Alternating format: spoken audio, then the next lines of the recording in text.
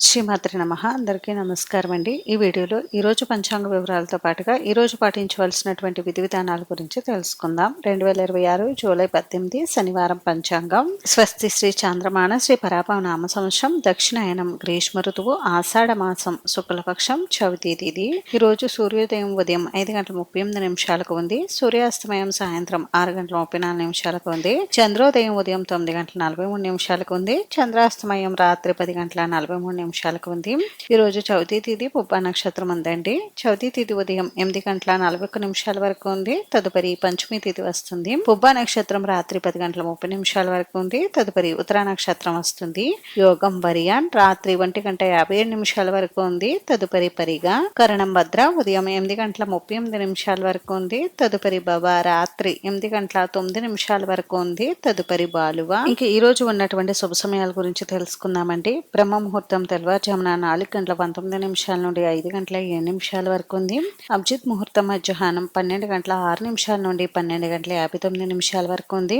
అమృతకాలం సాయంత్రం 4:23 నుండి 5:57 వరకు ఉంది. శుభ సమయం ఉదయం 10:30 నుండి 1 వరకు ఉంది. ఇంక ఇప్పుడు ఈ రోజు ఉన్నటువంటి ఆ శుభ సమయాల గురించి తెలుసుకుందామండి. వజ్రం ఉదయం 6:50 నుండి 8:24 వరకు ఉంది. దుర్ముహూర్తం ఉదయం 5:35 నుండి 7:18 వరకు ఉంది. రాహుకాలం ఉదయం 9 నుండి 10:30 వరకు. యమగండ మధ్యాహ్నం 1:30 నుండి 3 వరకు. గుళిక కాలం ఉదయం 5:55 నుండి 7:34 వరకు ఉంది. ఈ రోజు ఉదయం 8:42 నుండి పంచమి తిథి అయితే ప్రారంభమవుతుందండి. ఆదివారం ఉదయం వరకు పంచమి తిథి ఉంటుంది కాబట్టి ఇప్పుడు మనం వారాహి నవరాత్రుల్లో ఉన్నామండి. అమ్మవారికి పంచమి తిథి అంటే చాలా ప్రీతి కాబట్టి ఎవరైనా వారాహి నవరాత్రుల్లో పంచమి పూజ రాత్రి సమయంలో చేయాలనుకునేవారు ఈ రోజు అయితే పూజను చేసుకోండి. అదే ఉదయం వేళల్లో పంచమి పూజ నిర్వహించుకోవాలనుకునేవారు ఆదివారం తెల్లవారుజామున పంచమి పూజను అయితే నిర్వహించుకోండి. ఈ రోజు మంచిదా కాదా అని అంటే రోజు పంచాంగం ప్రకారం పెండ్లి చూపులకు వ్యాపారం లాంటివి ప్రారంభించడానికి అనుకూలంగా ఉందండి.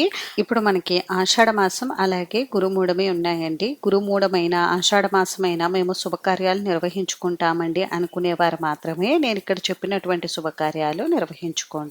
ఇప్పుడు ఈ రోజు ప్రత్యేకంగా ఆచరించవలసినటువంటి విధి విధానాలు ఏమిటనేది తెలుసుకుందామండి. మనకి ఉదయం చవితి తిథి ఉంది, అలాగే రాత్రి సమయంలో పంచమి తిథి ఉంది కాబట్టి చవితి తిథి ఉన్న రోజున వినాయకుడిని పూజిస్తే చాలా మంచిదండి. ఈ రోజు వినాయకుడిని గరిక పోచలతో పూజించి ఉండ్రాల నైవేద్యంగా సమర్పిస్తే చాలా మంచిదండి.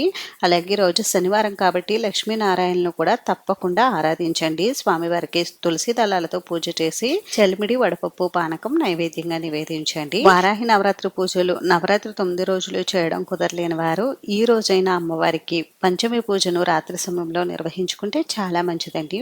ఈరోజు రాత్రి సమయంలో కంద దీపారాధన చేసి అమ్మవారి శ్లోకాలు స్తోత్రాలు చదువుకుంటూ అమ్మవారిని ఎరుపు రంగు పుష్పాలతో పూజించండి. అలాగే ఈ రోజు అమ్మవారికి ముఖ్యంగా పానకం, చలిమిడి వడపప్పు, చిలకడ దుంపలు ఇంకా క్యారెట్ దుంపలు లాంటివి కూడా నైవేద్యంగా సమర్పించవచ్చండి. ఇంకా ఏవైనా ప్రత్యేక నైవేద్యాలు కూడా నివేదించి అమ్మవారికి పూజ నిర్వహించుకోండి.